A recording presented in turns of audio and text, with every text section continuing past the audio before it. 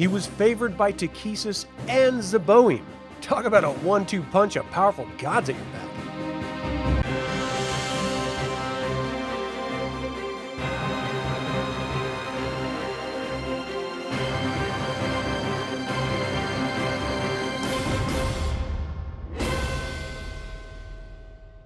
Welcome to another DragonLance Saga episode. My name is Adam, and today we're going to talk about Duulket Ariakas, also known as the Emperor of Ansalon. I'd like to take a moment and thank the members of this channel and invite you to consider becoming a member by visiting the link in the description below. You can even pick up DragonLance gaming materials using my affiliate links. Now, I am referencing original DL modules and War of the Lance sourcebook, in addition to the Emperor of Ansalon novel for this information. If I leave anything out or misspeak, please leave a comment below. One might say Duulket was a product of his environment. The post-cataclysmic world in Khur was a violent one. Warlords vying for territory, ogre incursions, and a less than hospitable region of Krynn. But what Duulket lacked in love and support, he more than made up for in violence and harsh reality. When he was a child, he witnessed his father, Kortel Ariakas, a devotee of Takhisis, murder his mother. One can say he was set down the path of vengeance from birth. Young Duulket took to studying the sword, and by the time he was 20 years old, he was an accomplished campaigner looking to retire peacefully. But most importantly, he had exacted revenge on his father. And best of all, it was blamed on an ogre, Red Tusk, which Duulket allowed to spread, and he found more satisfaction in exacting revenge on Red Tusk as well. Revenge to Duulket was the gift that kept on giving.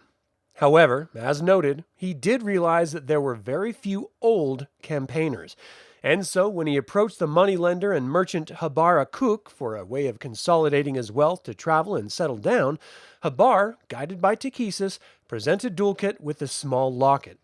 This would be only one of many moments where the gods would intervene to test Ariakas, but it can be seen as the first test that would set Ariakas down the path of his own father, as a priest of Takhisis. Now, it is important to note at this point that Dragonlance has inconsistencies. If you've watched this channel for any length of time, it should be apparent to you. Ariakas originally started out in the DL modules as a 23rd level cleric and fighter, but later he would be mentioned as a fighter mage. What is important to understand is that divine and arcane magic on Krynn both come from the gods. Ariakas was favored by Takhisis, so she granted him the power he needed when he needed it. And you don't want to argue with Takhisis about the difference between class rules and disparities in types of magic. Duulket would become infatuated with the woman in the locket, by design, and when it's stolen by two Kender, also on behalf of Takhisis, they would then lead him to the woman's location in the Tower of Oberon. This is where Duulket has his final test by Takhisis, as he nearly dies rescuing the lady who turned out to be a priestess of Takhisis. She healed Duulket, and they spent the winter celebrating their carnal existence, we'll say. When spring came, the lady demanded that Ariakas kill her, and after having already sworn an oath to do anything she asked, Duulket did just that. This presented the avatar of Takhisis to him, and her final bargain with him. Takhisis revealed that she's been watching Duulket his entire life, grooming him to be the commander of her future armies. He's granted a seat at her side when she enters Krynn. Duulket is overcome with both the realization that the gods do in fact exist, and with Takhisis' devotion to him, and accepts. He is sent to Sanction to meet Rilish Parkane, the high priest of Takhisis in the Temple of Lurkasis, and is presented with the opportunity to study the religion of Takhisis. Ariakas is less than interested in becoming a priest and is then sent on a mission to help the Order create Draconians. This leads Ariakas to Zakar, where he is double-crossed by the Sitting King and barely escaped with his life. He's guided by Takhisis to the Red Dragon Tombfire. Tombfire was promised by Takhisis that he would serve her in a coming war after whom a Dragonbane banished her from Krynn over a millennia before. Tombfire had been trapped under the Kalkist Mountains. Ariakas would free him after bargaining that once free, Ariakas would command the dragon armies, and Tombfire would command the dragons. This was another stark realization to Ariakas. One, that dragons weren't in fact myth at all, but real, and two, that they were destined to be under his command. He would take Tomefire and exact revenge on the Zakar king, and demand the new king send conscripted troops to his soon-to-be-formed dragon army and provide a steady flow of mold for the corruption of the dragon eggs to create draconians. When he returned to Sanction, the real work was to begin. With the creation of draconians beginning and the troops from Zakar arriving, Ariakas began an open invitation to mercenaries and warlords to join him. Everyone was paid, and with promises of victory, many were lured to his banner. In 334 Alt Cataclysmic, Zeboim would present herself to Duulket Ariakas, and after their union, Ariakan Ariakas would be born.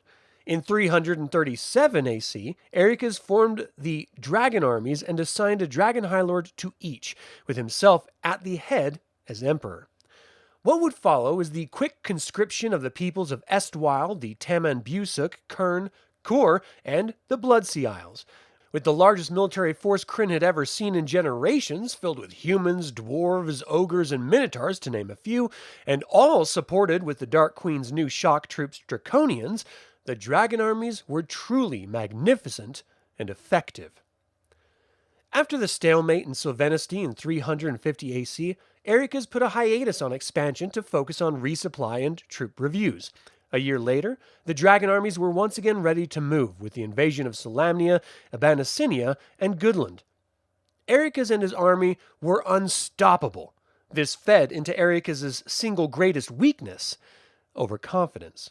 He simply could not imagine that he could fail. So when his dragon high lords began dying off, and the Whitestone forces began to muster, he immediately sent Kitiara and her blue dragon army to squash the Whitestone forces at the High Clerist's Tower.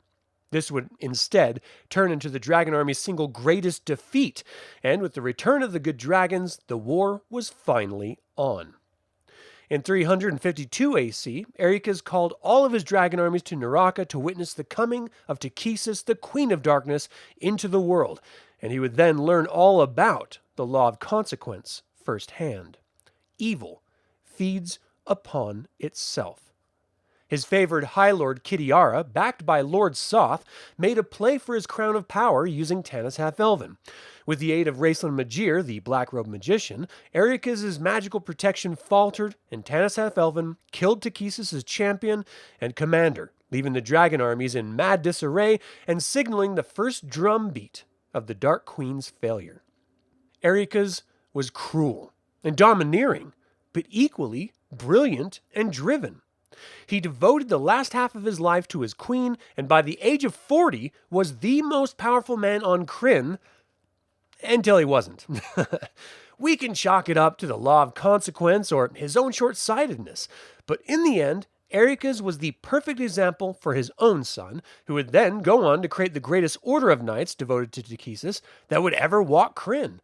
And that is a legacy you can eternally drink on while his soul rests in the abyss with his queen. But that is all I have to say about Duulket Ariakas. Do you think he was too easy to kill?